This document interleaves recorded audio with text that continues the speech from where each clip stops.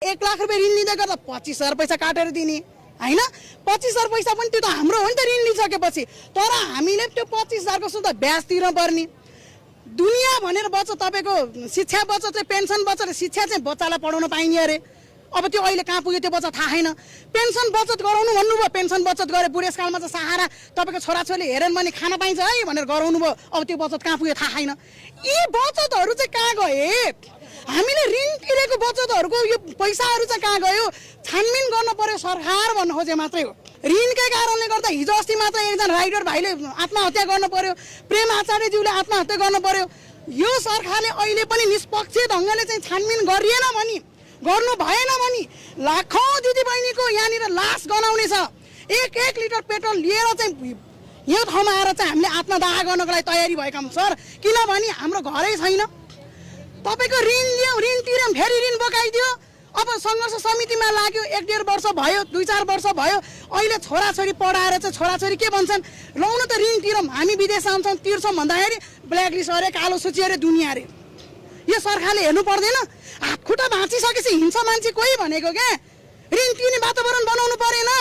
ऋण तिर्न पर्यो। ल तपाईँहरूले यति चाहिँ तपाईँहरूको पैसा रहेछ, छानबिन गरिसकेपछि कति चाहिँ पीडित छन्, कति चाहिँ ऋण तिरेको रहेछ, त्यो भयो भने त कति वर्षलाई टाइम दिने हो? हामी पनि त खाएका ऋण तिर्दैनौँ भनेका छैनौँ नि। समय अवधि त चाहियो नि। लघुवित्तको कर्मचारी जानुहुन्छ, उस्तै परे 1 रात आइज ब्याज मिना गरिदिन्छु भन्नुहुन्छ। यो कुरा मध्यनजर लिन पर्छै पर्दैन सरकारले? के दिदीबहिनीले शरीर बेच्नु पर्ने? सरकार आफै चाहिँ दिदीबहिनीलाई व्यापार बिजनेस बनाउने। किन त्यो बेला श्रीमानहरूलाई ऋण लगाइएन? किन महिला मात्रै खोजियो? तपाईको म 11वटा लघुवित्तमा बस्दै गर्दा मेरो श्रीमान एक ठाउँमा पनि साँच्ची हुनुहुन्न। सायद श्रीमानलाई मात्र खोजिदिएको भए, मेरो गार्जेनलाई मात्र यो साइन ऋण लिँदै गर्दा तपाईँको गार्जेन चाहिन्छ भनेको भए आज म ऋणित हुने थिएन। त्यो बेलामा जेठाजु देवर जेठाजु गाउँको एकजना पल्लो गाउँको दाइलाई लगेर मेरो श्रीमान हो भन्दा पनि ऋण लिने त्यो बेलामा चाहिँ हैन। व्यापार चलाउने, दिदीबहिनीमा माथि बिजनेस गराउने।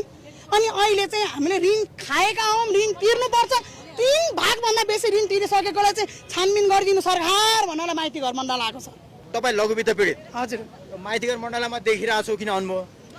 लघुवित्तले पीडित बनायो, घरबार बिन बनायो। अब घरबार चाहिँ फर्काइदिनु पर्यो सरकार भन्नलाई माग गर्न आएको। के गर्नु र सर? मिटर ब्याज पीडितको त माग सम्बोधन भइसक्यो भन्ने कुरो आछ, लघुवित्त पीडितको भएन। यो हुन पनि खासमा भनौँ भने गएको वर्षै हुन पर्थ्यो हैन। सरकार पक्षले के गर्नुभयो? वार्तामा गयो, वार्तामा गएर कार्यान्वयन गरिदिन नसकेको कारणले गर्दा फेरि दोस्रो पटक आएको हो। अब त नयाँ सरकार, अब त नयाँ सरकार, पुरानो सरकारले त्यो भन्नुभयो हामी घर फर्क्यौँ। फर्किसकेपछि अहिलेको सरकारले चाहिँ यसलाई निष्पक्ष ढङ्गले चाहिँ मध्यनजर गरिदिन पर्यो।